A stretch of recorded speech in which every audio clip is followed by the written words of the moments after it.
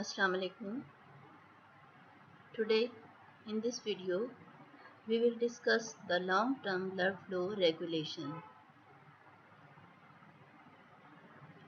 Previously I have discussed the acute control of the local blood flow and its importance. How the long-term control is carried out. Today we will discuss this thing with also the humoral control and how the different ions they are going to affect the vascularity that will also be included in this video. Long-term regulatory mechanisms which control blood flow are more effective than acute mechanisms. They occur by changing the degree of vascularity of the tissues, size and number of vessels, and in that one the oxygen is an important stimulus for regulating tissue vascularity. Before discussing all these things, I would like to give you a short summary of the long-term control. Mind it that previously I have given you the sketch or summary of whole of this topic, including the acute control, then we can have the local control, humoral control, nervous control, and also the control by some control by through the different ions. Here I am telling you the details of the long-term control. It is carried out by vascular remodeling, collateral blood vessels, increased tissue vascularity, that is the angiogenesis, and how these factors they are released and how they are released, from where they are released, and what are these factors. All these things now we will discuss in detail under the heading of the long-term control of the blood flow, local blood flow. Then after that we will discuss the humoral control. So I am again and again telling you this thing so that you must be clear about the steps which are involved in the local control of the blood flow to the tissue. The number one thing is the vascular remodeling. What is that thing? The term vascular remodeling is commonly used to define the structural changes in blood vessel geometry that occur in response to long-term physiological alterations in blood flow or in response to the vessel wall injury brought about by trauma or underlying cardiovascular diseases. In short, you can say the vascular remodeling is the change occurring in the vessel wall due to any injury, due to any disease process to manage the new requirements. I am going to show you this picture in which you can see this is the normal vessel and this is the vascular remodeling. What is that thing? The changes, new changes which occur in response to any disease process or in response to injury. The changes which occur in the vessel wall, that is called the vascular remodeling. Atherosclerotic vascular remodeling, which occurs in the specific disease, vascular disease in which the hardening of the vascular wall take place. It is initiated with the endothelial dysfunction in response to pathogenic triggers and followed by the accumulation of smooth muscle cells. These are the changes which are due to this specific disease process. So because of these changes occurring in the vessel wall, that is called the vascular remodeling. So by the accumulation of the smooth muscle cells, inflammatory cells and lipid to form new intimal lesions which lead to fibrous gap or plaque rupture. That is the end result. But here I am discussing what is the vascular remodeling. Simply the change occurring in the vessel wall due to the any disease process or due to in response to injury. That is called the vascular remodeling. And mind it, why I am discussing this thing here, because this change occur in response to the long term process of injury or disease. In response to that, the vessel wall is going to be changed. As I have given you, I show you the previous one. As in this example, atherosclerotic disease process that is causing these changes, not acutely. It is the long-term change that is occurring in the vascular wall. So because of that, the whole vascularity to the tissue that change.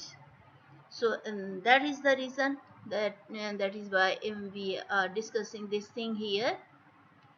Now comes the next thing, that is the angiogenesis. This is the growth of the new blood vessels.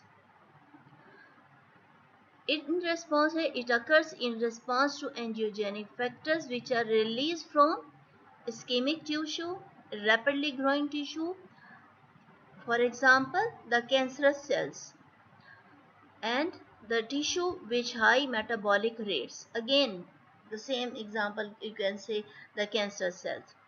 Most angiogenic factors are small peptides such as vascular endothelial cell growth factor, fibroblast growth factor, and the angiogen. Now I will discuss this thing in much more detail here. That is the angiogenic process. It is the physical reconstruction. Actually, it is the physical reconstruction of the tissue vascularity.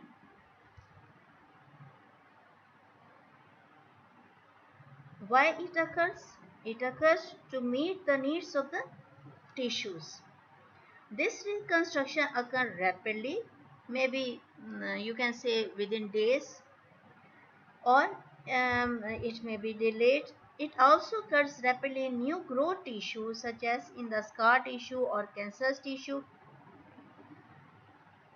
and the tissue required for long-term regulation to take place may be only a few days in the neonate or as long as the months in the elderly person. But you must remember it, you must appreciate this thing, that is the oxygen has a very strong role in that one angiogenesis process. How it is going to affect is very complex one. And before that, I just tell you the process of the angiogenesis, how it take place, and then I again come to the this point, that is the what is the role of the oxygen, because it is a I will tell you thoroughly, it is a long topic. So firstly we will discuss the mechanism of angiogenesis.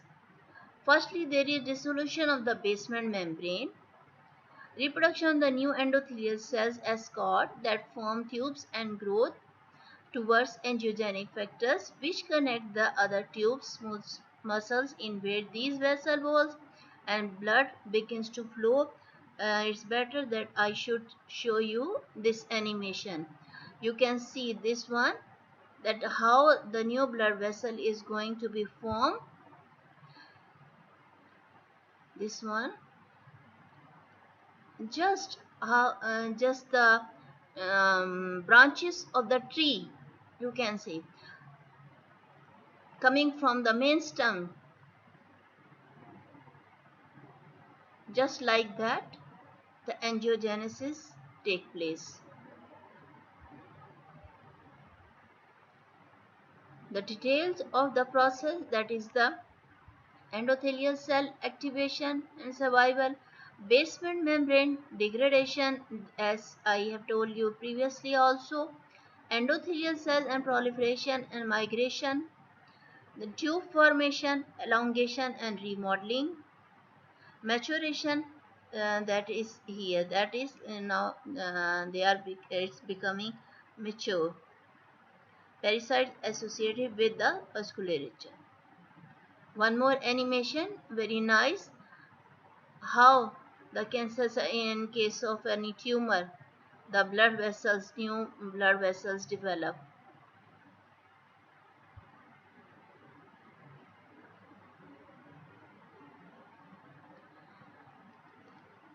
You can see this phenomena of angiogenesis in the people living at high altitudes, as they are facing the hypoxic condition.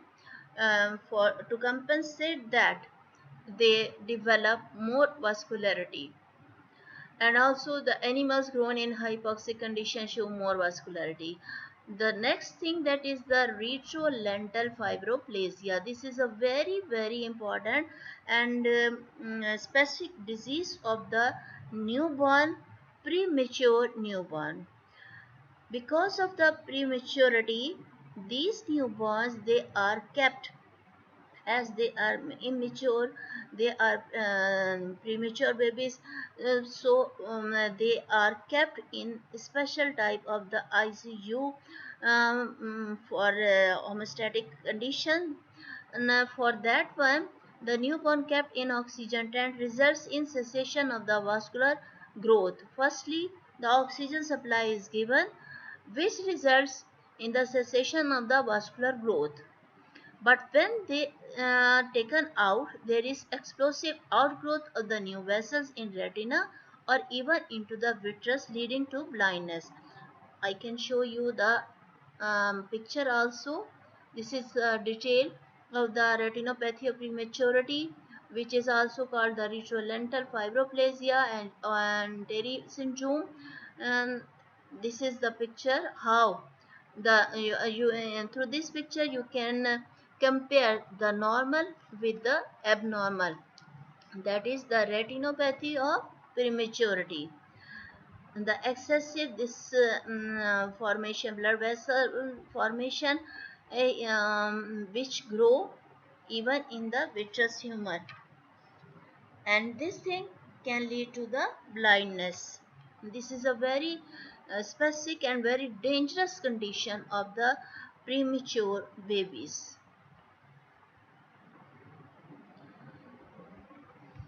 As we have discussed, the thing that is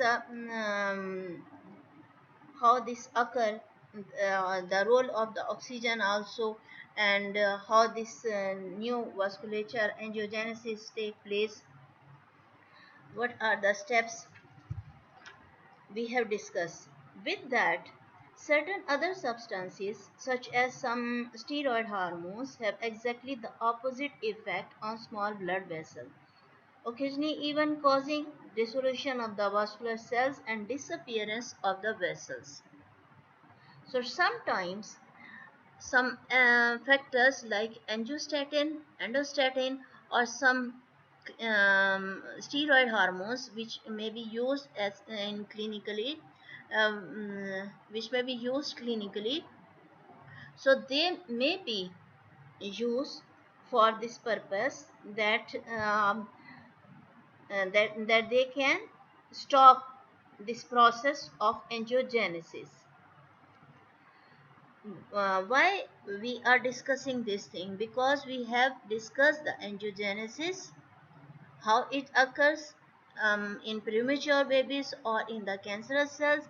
With that, we must remember it, or we must discuss the opposite effect also.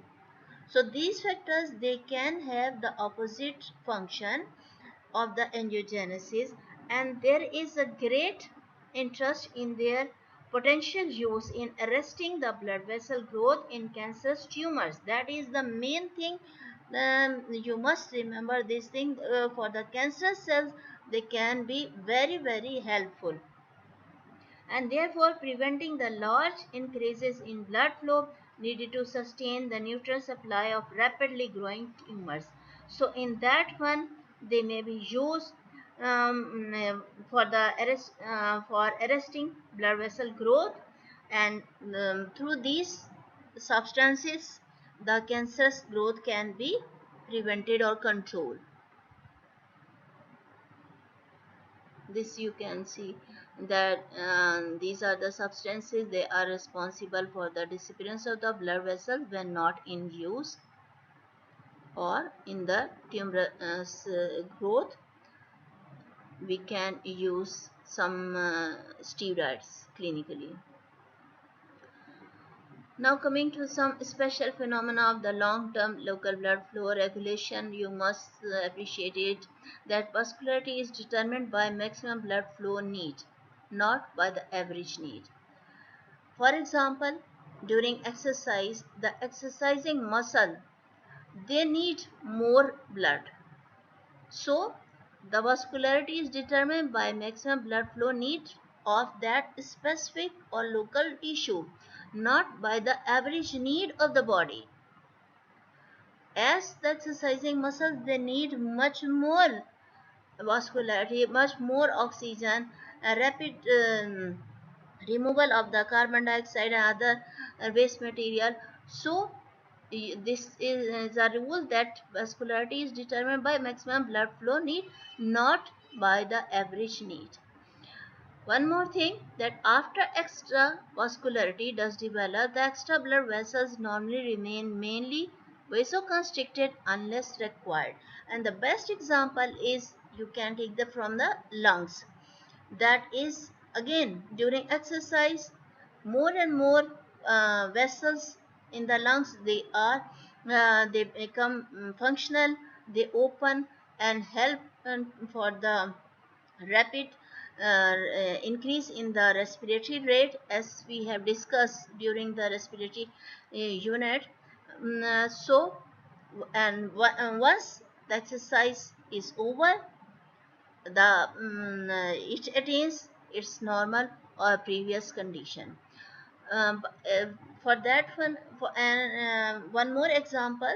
For example, any athlete during its playing period, for example, any cricketer uh, playing the cricket during playing age, like from 20 to 40 or 35 years of age. Once he is out of the game, the all changes occurring developed in his body, that comes to their normal slowly. So you must appreciate this one under the local control of the tissue long term, that after extravascularity does develop, the extra blood vessels normally remain mainly vasoconstricted unless required. So if your body needs, they become functional. When the need is over, they may be closed. The third thing, that is the development of the collateral circulation. It needs more detail here. What is that one? Dilation of the smaller vascular loops above and below the blockage in few minutes, mediated by local metabolic factors. Blood flow is less than 25%, for the opening in 24 hours causes up to half flow. The best example you can have during the collateral blood vessels occurring after the thrombosis of one of the coronary artery. Whenever it may happen during the stoppage of the coronary blood vessel supply to the heart, the collateral may develop, so that the life of the patient may be saved. How this occur? Simply I just told you that when an artery or a vein is blocked in virtually any tissue of the body, the new vascular channels usually develop around the blockage and allows at least partial resupply in the blood to the affected tissue.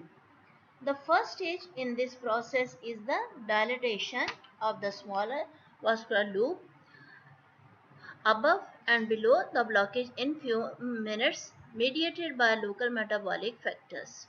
So the collateral channels continue to develop around the blockage for the months, and blood flow returns to normal after weeks and months, sufficient for resting level supply. This is all about the long-term control of the local blood flow. Now, how the humoral or the different hormones they are going to control the local blood flow. Among that, we have some of the substances which are going to cause the vasoconstriction, and some are the vasodilator agents. Vasoconstrictor agents includes epinephrine and norepinephrine. The other name is the adrenaline and noradrenaline. Angiotensin 2 and the vasopressin, which is also called the ADH. And the vasodilator agents, they may be the bradykinin and histamine, and they are causing the arterial dilation and increased capillary permeability, which may lead to the edema. Now we will discuss these one by one. Noradrenaline may cause severe vasoconstriction, and adrenaline less so, or may cause dilation in coronaries. Both are released from the sympathetic nervous system endings and from adrenal medulla during stress and exercise. In our body, we have the two sources for the release of the epinephrine and norepinephrine. The one source is through the nerve endings, sympathetic nerve endings, and the other source is the adrenal medulla. They have a very little difference between these two, but we can have the dual supply of the epinephrine and norepinephrine. The other name is the adrenaline and noradrenaline. We have the dual supply of these hormones, and they are noradrenaline causing severe vasoconstriction, while the adrenaline cause somewhat less vasoconstriction, or sometimes it may cause dilation. The next agent is the angiotensin 2. We are discussing all the vasoconstrictors. So you must appreciate this thing, that the second vasoconstrictor substance is angiotensin 2, which constricts the small arterioles and increases the peripheral resistance, total peripheral resistance and blood pressure. Once the vasoconstriction is caused, obviously the peripheral resistance is increased, which ultimately causes the increase in the blood pressure. The third agent is the vasopressin or the ADH, antidiuretic hormone, formed in the hypothalamus, and from there it is released to be stored in the posterior pituitary gland. It causes increases in the blood pressure by vasoconstriction, especially after hemorrhage or renal water reabsorption from the kidney. Now comes the vasodilator substances, that are the bradykinin and histamine. For the bradykinin, I would like to show you this sketch, that how it is activated and how the bradykinin is formed.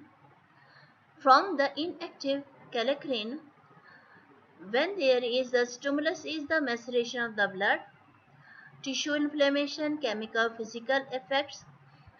By that, the inactive is going to be changed into active form, so that the alpha 2 globulin is changed into kallikrein, which under the tissue enzymes change to the bradykinin.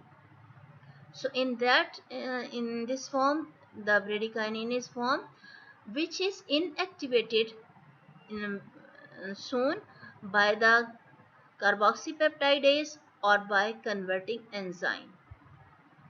And these are the vasodilator substances. The second agent is the histamine. How it is released and from where it is released? It is released in response to the damage, inflammation, or allergic reaction, and it is released from the basocells and the basophil and the mast cells. How? This is the animation showing the histamine release, green in color. You can see this is the release of the histamine, green in color. This one, this one. So in this form the histamine is released.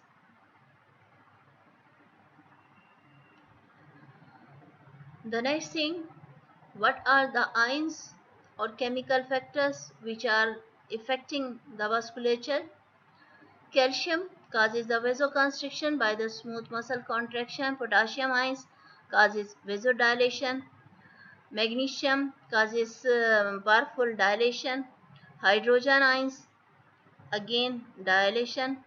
Acetate, citrate, carbon dioxide, they are causing the dilation, especially in the brain, indirectly through the sympathetic nervous system, causes vasoconstriction.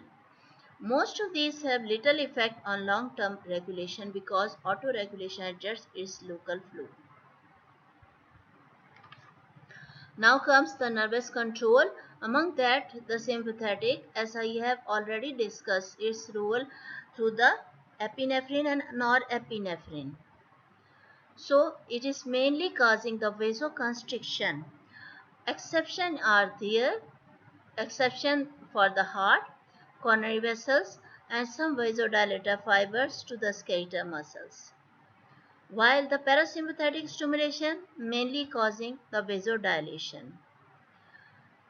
In simple words I am telling you, otherwise when you will go to the second year and discuss the autonomic nervous system, there are many differences between the sympathetic and parasympathetic stimulation and how they are causing vasoconstriction and what are the details of the exceptions. So very simply I am discussing here this one. This is not all about the sympathetic and parasympathetic system. But in short, you can say that sympathetic is mainly causing the vasoconstriction and parasympathetic is causing the vasodilation. In the end, I am giving you the total summary of the control of the blood flow.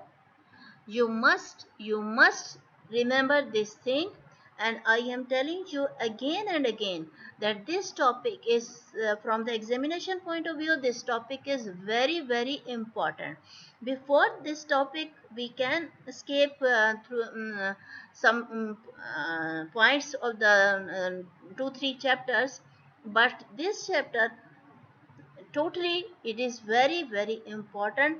You must have a very clear concept about the local control of the blood, local control of the blood flow to the tissue, how it is managed acutely and how in the long term, and how different hormones or the nervous factors they are going to control it. So again and again I am giving you the summary of the acute control, summary of the long control, and all these things. So finally the summary of the whole of the chapter is here. You must remember these things, and because they are very important from the examination point of view also. So with that we finish this topic, that is the control of the blood flow. In the next video we will discuss the next topic. Allah Hafiz. Thank you.